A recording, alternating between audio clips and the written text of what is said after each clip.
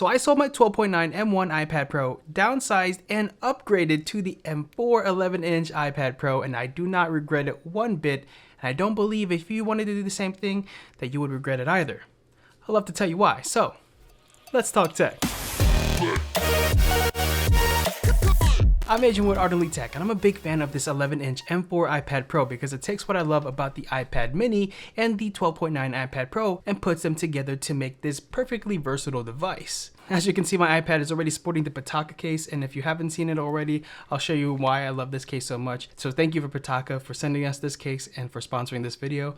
More on them later, but like I said, this iPad Pro really does become the most versatile iPad in the most obvious way. I can use it as a tablet, and it feels comfortable using it without a keyboard, and I can use it with the keyboard. It is just the perfect size. That's one of the best things I love about this iPad Pro. With the 11-inch model also being one of the thinnest and the lightest iPads ever created, while having an M4 series chip, which is the latest chip out there in any product, it makes it not only portable but powerful. If you've seen any of my previous iPad videos, you know that I love the iPad mini so much because it takes what an iPad is supposed to be. It doesn't try to compete with any of your other devices like your iPhone or your laptop. It's just an iPad. It's just supposed to be a tablet. It's supposed to be a companion device. Well, my 12.9 M1 iPad Pro was competing heavily with my 13-inch M1 MacBook Pro that they didn't really feel like I could use them side by side. I was just either one or the other. And that's where the 11-inch takes the power of the M1 iPad Pro that I love so much. And even though it's bigger than the iPad mini, it's still pretty portable and it combines the two really well. But outside of it being the perfect in between, the perfect size of the two, a mixture of the two, there's a lot of other things that I love about it. And one of those things is where the front camera now lays. That's something I really didn't care about back in the day with my iPad Pro or my iPad mini, but after using it where it is now, I really enjoy it, and I think it's definitely long overdue, and I'm glad that they made the change. Speaking of the front display, the dual panel OLED, it just is beautiful to look at. On that similar note, I know there is the option for the nano texture display, and I would highly recommend not getting that. Not that I had it myself. I'm sure it's a great product, but I don't want it to stay on there. What I use is the ESR magnetic one, where I'm able to take it off when I need to so I can watch and appreciate the display at its fullness. But when I know I'm going to use the Apple Pencil in a long period of time, having that screen protector to put on to enjoy that textured feel really changes the game. The Ultra Retina overall is just beautiful, and the ProMotion display never gets old. And once you have that ProMotion display, it's hard to switch back to a device that doesn't. For me, like, I don't really care for that matter, but when I switch to my iPad mini time to time, I do notice the difference, especially with my iPhone Pro also having that. It really does make a difference. Another thing that I don't feel like it's talked about enough about this iPad, it has incredibly impressive battery life, at least in my usage, but genuinely it does last all day, sometimes days, because I'm not using it all the time. But if you were to, I'm sure you can get more than a full day's worth, because I get, I think, 2-3 days before I need to charge it. Now, we got to talk about how powerful the M4 series chip is. I mean, yes, I think it is a little overpowered. I won't say that it isn't, but at the same time, we can't pretend like they're not doing a lot to try to get as much power as they can out of this device with having a Final Cut version for the iPad and a few other softwares that are being developed for the iPad that will make use of that chip. Obviously, the M1 series chip was probably more than enough for a lot of people, and for myself even. I really didn't need to upgrade my M1 iPad Pro, but I really just wanted to downsize to that size, and with it having the M4 series chip, I don't think I'm gonna have to upgrade for another 10 years because how great it is. Unless they make some incredible change that is absolutely necessary, I just don't see it. Like, I don't game often, like I said, but it does handle gaming well. It handles my multitasking that I'd like to do well. I do a lot of split screens, and I'm running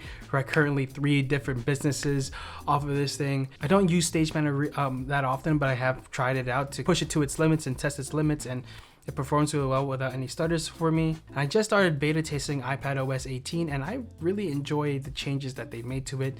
I will have a future video on that particular things about what you should be trying and what you should be doing with iPadOS. So make sure to subscribe for that future video and turn on the notification bells so that you are notified when it does drop. And if you're considering picking up the 11-inch M4 iPad Pro, check out the affiliate links down below.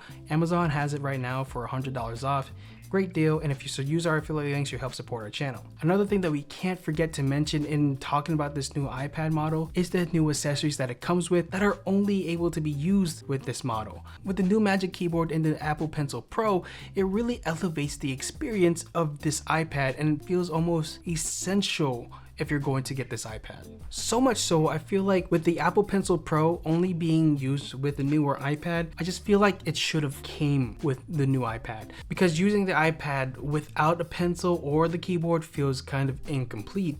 It makes me sad that you can only use it with the newer iPads. Like, I wish I could use it with my iPad mini, but I can't. It can only be done with the newer iPads. And if there was anything that you would upgrade to a newer model, it would literally be the Apple Pencil. And I don't mean to exaggerate that. The Apple Pencil Pro it's really that good. The squeeze functionality, the tilt to roll. I've watched a few videos of artists who use that now and say like it really adds a layer to your ability to draw on an iPad. It may not be an absolutely necessary thing for everyone, but if you're going to be a note taker, like someone who likes to do digital art, this is something that feels almost hand in hand with the iPad. The Magic Keyboard, it's maybe a little less, but the design is nice. I do love having the function keyboard, but what I really do like about this is the fact that there's no rubber back here, very thin rubber that in my previous MacBook or my previous Magic Keyboards felt like they just were in the verge of being cut or deteriorating and felt very flimsy. Where this metal bar, while sometimes a little uncomfortable, I think it's just a bit sturdier and I feel less afraid of breaking it. While we're talking about accessories, let's talk about Pitaka's case that works perfectly with both the Apple Pencil and the Magic Keyboard without having to remove it. And in fact, it fits perfectly flush with the Magic Keyboard and it covers the exposed parts of the iPad when it's shut. And I love that. But at the same time, if you don't want the Magic Keyboard and you want to switch over to a folio or just using the case, you can just use this by itself, or you can get their folio case without having to take it off, plop it right in, and bam, you got their folio case, which is also really nice. Again, protects the borders of the iPad that are exposed and you don't have to take it off. And let me tell you how strong these magnetics are. Try to have faith in any other case kind of doing this. I don't think I trust any other case to do this to my brand new iPad. But that's not all that Pitaka makes. They also make cases for your iPhones, for Androids as well. And if you're looking for some new watch bands, they also have some of those. I really enjoy mine. I think it looks slick.